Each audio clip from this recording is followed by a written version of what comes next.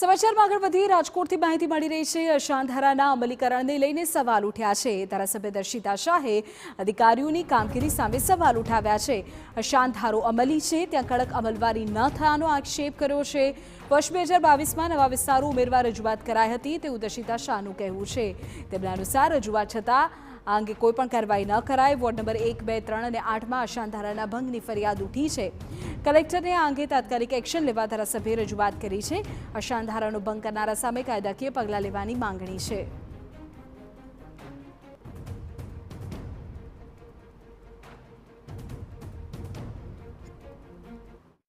અશાંતધારાનો કડક અમલ ન થતો હોવાની વાત સાથે ધારાસભ્ય દર્શિતાબેન શાહ છે તેમના દ્વારા જિલ્લા કલેક્ટરને રજૂઆત છે તે કરવામાં છે। મારી સાથે દર્શિતાબેન શાહ છે। બેન, શું કહેશો પશ્ચિમ વિસ્તારમાં કે જ્યાં સૌથી વધારે અશાંતધારો લાગુ કરવામાં આવ્યો છે, કડક અમલ ન થતો હોવાની લોકોની ફરિયાદ છે, આપના દ્વારા પણ રજૂઆત કરવામાં છે, શું કહેશો? વિસ્તારવાસીઓ દ્વારા મારા મત વિસ્તારમાં જ્યાં અશાંતધારો લાગુ થયેલો છે એ વિસ્તારમાં પણ એનો કડક અમલીકરણ થતું નથી અને તમામ જગ્યાએ વારંવાર અશાંતધારાનો કાયદાનો ભંગ થતો જોવા મળે છે। એ સંદર્ભે વારંવાર કલેક્ટરશ્રીને જિલ્લા સંકલનમાં પણ મારા માધ્યમથી રજૂઆત કરવામાં આવી છે અને વિસ્તારવાસીઓની પણ ત્યાં વારંવાર રજૂઆત થઈ છે, પરંતુ એનો કડક અમલીકરણ થતો ન હોવાથી ગઈકાલે અમે જિલ્લા કલેક્ટરશ્રીને રૂબરૂ મળીને આ બાબતની ગંભીરતા લઈને અશાંતધારાના કાયદાનો જે ભંગ થાય છે એ ભંગ અટકાવવો, એની કડક કાર્યવાહી કરવી અને 2022થી અનેક અલગ અલગ વિસ્તારમાં નવો અશાંતધારો લાગુ કરવા માટે પણ અમે રજૂઆત આપેલી છે।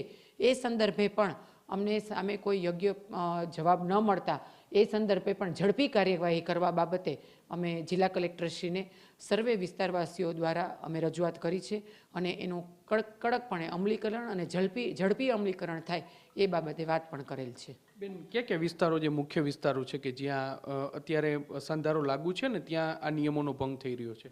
સવિશેષ અમારે 69 વિધાનસભામાં વોર્ડ નંબર 2 કે જ્યાં અશાંતધારો લાગુ છે અને ત્યાં એનો કડકપણે અમલીકરણ થતો નથી એ વિસ્તારો, અમુક વોર્ડ નંબર 8ના વિસ્તારો, અમુક વોર્ડ નંબર 1ના વિસ્તારો અને અમુક વોર્ડ નંબર 3ના વિસ્તારો, આ તમામ વિસ્તારોમાં કે જ્યાં અશાંતધારો લાગુ છે પણ છતાં પણ એનો કડકપણે અમલીકરણ થતો નથી અને અમુક વિસ્તારોમાં નવા અશાંતધારાની રજૂઆત કરેલી છે પણ એમાં કંઈ કાર્યવાહી ઝડપી થઈ નથી, તો એ સંદર્ભે જિલ્લા કલેક્ટરશ્રીને રજૂઆત કરેલ છે। કેટલીક જગ્યાએ અધિકારીઓની ત્રુટિના કારણે પણ આ ભંગ છે તે થતો હોય તેવું સામે આવ્યું છે, કારણ કે નિયમોની વિરુદ્ધ જે અથવા તો નિયમોમાં બાંધછોડ કરીને અશાંતધારો હોવા છતાં એ મંજૂરી આપી દેતા હોય છે ને તેને કારણે વૈમનસ્ય ઊભું થાય તેવી સ્થિતિ પેદા થાય છે। શું કહેશો આને લઈને?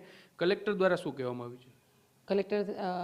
જિલ્લા કલેક્ટરશ્રીને આ બાબત જ ધ્યાને મૂકવામાં આવી છે કે આ અમે રજૂઆત કરી છે પણ એનો કોઈ પણ જાતનું કડક અમલીકરણ થયું નથી, તો આપ તાત્કાલિક આ બાબતે ગંભીરતા લઈ અને એનું કડક અમલીકરણ કરવામાં આવે અને અમને આમાં યોગ્ય ન્યાય મળે અને જે આ કાયદાનો ભંગ થયો છે તો એ કાયદાના ભંગને અનુરૂપ એની સામે કાર્યવાહી થાય એ બાબતે કલેક્ટરશ્રીએ ખાતરી આપી છે। એટલે જે રાજકોટ પશ્ચિમ વિધાનસભાના ધારાસભ્ય દર્શિતાબેન શાહ છે તેમના દ્વારા જિલ્લા કલેક્ટરને રજૂઆત છે તે કરવામાં આવી છે ને અશાંતધારાનો કડક અમલ થાય તેવી પણ માંગ છે તે કરવામાં આવી છે ને જે જગ્યાએ ત્રુટીઓ રહી છે, જે જગ્યાએ ભંગ કરી અને જે નિયમોમાં બાંધછોડ કરી અને પરવાનગી આપી છે તેમાં પણ કાયદેસરની કાર્યવાહી થાય તેવી માંગ કરવામાં આવી છે।